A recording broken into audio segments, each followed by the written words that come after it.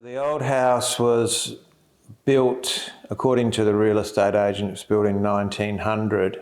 The unusual feature of the original house was that all the rooms were diamond shaped. So I lived in it for about 5 years before I demolished it. In that time, Vanzi Amiga asked me to put a mural on the side wall. So there was a 3-metre high mural on the side wall, which everyone in the neighbourhood loved. And, quite a few people were a little bit upset with me for knocking down the original house. Most people, when they saw the new house, they were happy with it. The brief was to have an energy efficient home that was suitable for future disability access. I first read about the basic design principles of it's called passive solar heating and cooling when I was 18. And I've always wanted to build a house along those principles. And so finally, about 4 years ago, when I was 56, I finally got a start on the project. So the features of the house for energy efficiency were wider than normal stud work. And I made sure I did my own insulation, and I specified that there was to be no places where the carpenters obstructed the framework so you couldn't put insulation in. I made sure there was none of those. And I did the job myself because I didn't want to rely on someone doing it in a hurry. Double glazed windows, which are wood framed and tilt and turn, so they seal really well. Breathable walls, so the paint is breathable paint. I ended up having to do it myself because the paint is a little harder to apply than normal paint. One of the things about the paint is that because it doesn't have things like flowing agents and things which make the paint more elastic and easy to apply, those are some of the toxic chemicals that are in paint.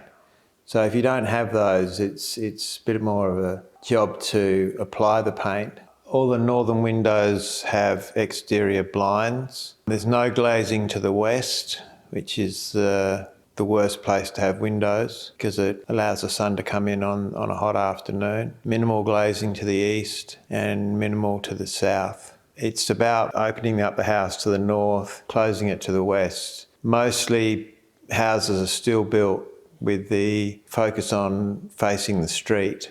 Concrete slab, which absorbs the heat when you've got the sun shining on the slab and then releases it during the night, so it evens out the temperature during the 24 hours of the day. E-glass, which minimises sun when it's shining straight through the window. In a standard house, usually you'd have the skirting boards made of MDF, the architraves made of MDF, all the kitchen cabinets be made of either MDF or particle board. So I tried to keep as many natural materials as possible. I tried to minimise the amount of MDF because MDF's got toxic binders and things like that in it which outgas into the internal environment of the house. So I've got a solid wood kitchen. I knew I wanted some brickwork in the house, and the bricks were particularly good because the brickwork's all salvaged from the original house, and we spent most of the summer of 2018 cleaning bricks. There was about 5 or 6, maybe 10 people that helped on the bricks, but this one guy, Graham, was pretty consistent, and we sort of worked through because I think there were 4,000 bricks, and on a good day you could do 200.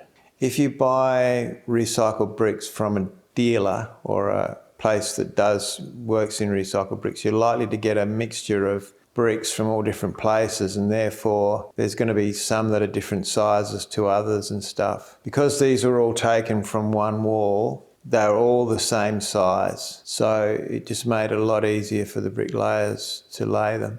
I don't want to forget that there was a lot of help from friends and volunteers. I had 4 volunteers who did a lot of work. So there was Helen Brown, who helped me do the oiling, Xin Wang, who did a lot of smaller jobs but over a long period of time, Graham Joblin, who helped me do the brickwork, and Malcolm. This guy Malcolm happened to sort of look through the window and saw me sort of struggling, and they knocked on the door and said, he was with his wife and he said, "Oh, we saw you struggling. I know what that feels like." And we just sort of got into a conversation. Then he said, "Look, if you need a hand, just let me know." And there was another couple that who go past every day on their daily walk, and got talking to them, and he offered to come and help me. I think they might have thought, "What's this mad bastard trying to do?" do it by himself, you know. And, you know, I really couldn't have done it without them.